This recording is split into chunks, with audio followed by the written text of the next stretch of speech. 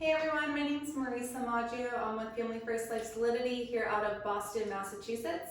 And today I really want to talk to you guys a little bit about what do you need to get onto the phones. So at this point, you spoke with your upline, you ordered leads, you're ready to get going, you're ready to get started on the phone, and you're like, what do I need? What do I need in front of me that's actually important? First thing you're going to need is going to be a space where you are not distracted. So if it's your kitchen table and you have nobody else in the house, that's a beautiful thing.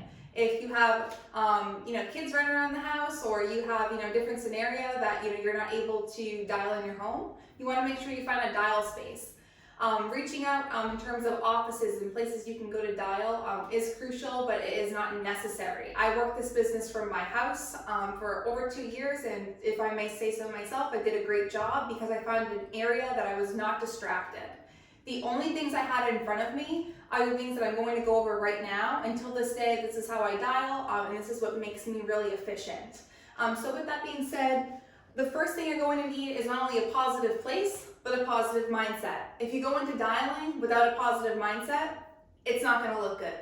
Just like anything else. If you walk into, the grocery store and you're mad and you're looking for grapes, they're probably not even going to be there because your mindset just messed it up. So little things like positive mindset. I know for me, I say a lot of positive affirmations before I'm getting on the phones. I'm saying people can't wait to talk to me. My clients love me. I care about my clients. Every lead is a family. I need to help these families. The only way I can help these families is if I get on the phone. I need to get on the phone. I'm not fearful of the phone. I'm fearful of what's going to be said to me. Therefore, I'm not fearful because I cannot take it personally. So we want to make sure that we're putting positive things into our mind, such as not taking things personally. If you get on the phone and the first person who calls tells you to fly a kite, that's okay. They would have told anybody to fly a kite because they're just not having a good day. So please don't take it personally. It's not going to happen every day, but it will happen sometimes. So positive mindset is going to be everything. So that's the first thing. Second thing is your leads have to be printed. And when I say printed, I mean like they're on a piece of paper that you print it out and you can put it in a binder. You want to organize your leads by county. The reason for that is because you want to make sure that you're being most efficient with your dial time as well as your time in the field. So what I really mean by that is in your lead binder, again, you're organizing it by county in a 3-ring binder. If you're in one county, that's a beautiful thing. You want to keep going through all your leads, and your goal is to try to resolve every single lead that you have in your binder. That should be your goal every single week, week in, week out. So organizing them that way in a binder. With that being said, those leads are printed the night before. We all know that printers have 99 problems, okay? So we want to make sure that we're dealing with those 99 problems on Sunday night or Wednesday night, not on Monday morning or Thursday morning. You want to be ready to go, feel good, have everything nice and laid out and set up before you hop on the phones. So really important there, just to make sure that everything is printed out. Sometimes I know with CRM leads, you might be gathering like 50, 100, 200 of them on your first lead order or on existing lead orders. Either way, you need to print them out. It's the only way to resolve them and have maximum success in the field to make sure you can have income producing activities. You want to bring your lead binder with you everywhere. Like when I say everywhere, like I could be going on vacation and I have like this fear of like, what if I don't have my lead binder with me? Like it's always with me. Especially in the field, it's going to be so important because if you get no-showed or you have somebody who cancels on you at the door and they're running out the door, whatever the situation might be, you want to be able to dial in between your appointments. Therefore, your lead binder comes with you everywhere. You want to be able to drop by on people you can't get on the phone. Again, your lead binder comes with you everywhere, and that's why we want to organize it by county. So with that being said, lead binder, and what that's going to look like is something like this. You're going to have, mine says Marysa's lead binder, and it is organized by county. Essentially, you want to just make sure that you're doing that for maximized success. The second, or the third thing, or fourth thing, however you want to look at this, we want to make sure that you have your planner. For me, for a very long time, I have had a lot of success with the at-a-glance day minder, and I love this planner because really what it does, it breaks down from 7 a.m. all the way up to 10 p.m. every single day, which is a beautiful thing because in this business, we want to have no white space. We need income producing activities to be happening at all times. Therefore, this planner, it's on 15-minute increments. So it's been very helpful for me over the years. Hopefully it's helpful for you as well. So, planner, lead binder, leads printed, positive mindset, good atmosphere. And now we want to make sure that, you're brand new, you're on the phones, whether you've been in insurance, you've never been in insurance, we need to have a dial tracker. Dial tracker is going to track how many dials did you actually make. And as a friendly reminder, we want to remember that when we're dialing our leads, we dial each number on the lead 3 times back to back to back. So if I'm calling John and Mary and there's 2 numbers listed, I'm going to call the first phone number listed. Let's just say it's John's number. Call John 3 times, he doesn't answer. That's 3 dials. Now I'm going to call Mary's number. Call Mary's number 3 times, she doesn't answer. That's a total of 6 dials. So every time you press send, it's a dial.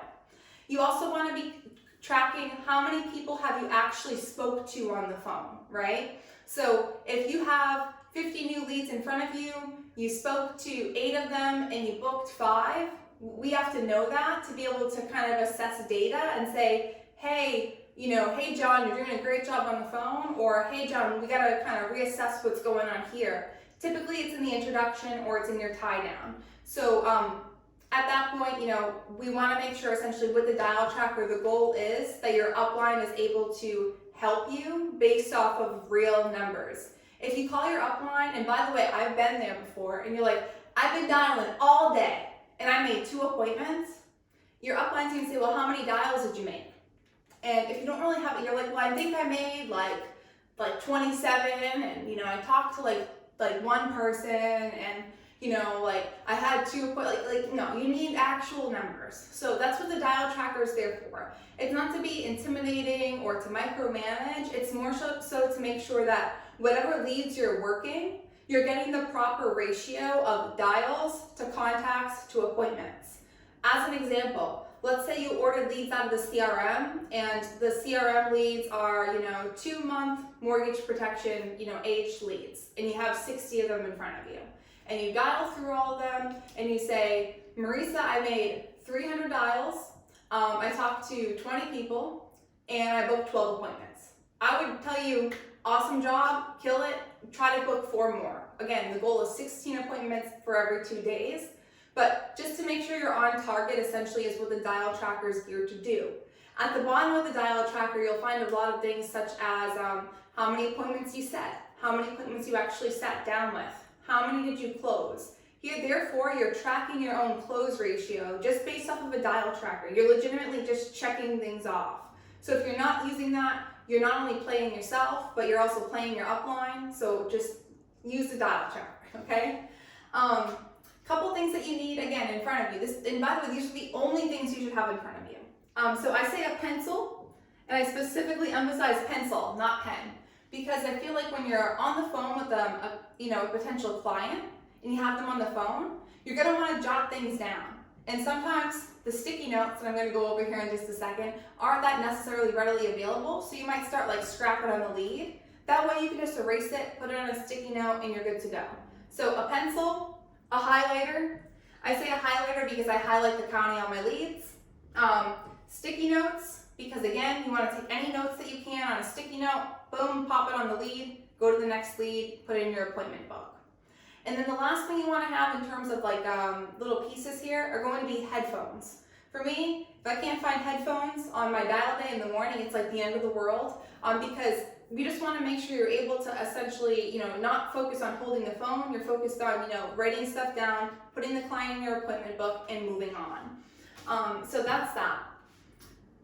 Last couple things, your phone script. So whatever kind of leads you're working, your upline probably sent you over a phone script, of which you should have reviewed out loud a bare minimum at least 100 times to make sure that if anybody gets you off a script, you're able to get right back on script, and it sounds a lot more fluent and natural than it would if you just sound robotic because you're reading the script for the first or for the 20th time. So say it out loud, say it to your dog, role play with your friend, whatever it might be, but out loud at least 100 times. And then having that script in front of you when you're dialing, super important. Till this day, I still have my script in front of me when I'm dialing so that I can get right back on track if somebody has a concern or an objection when I'm on the phone with them.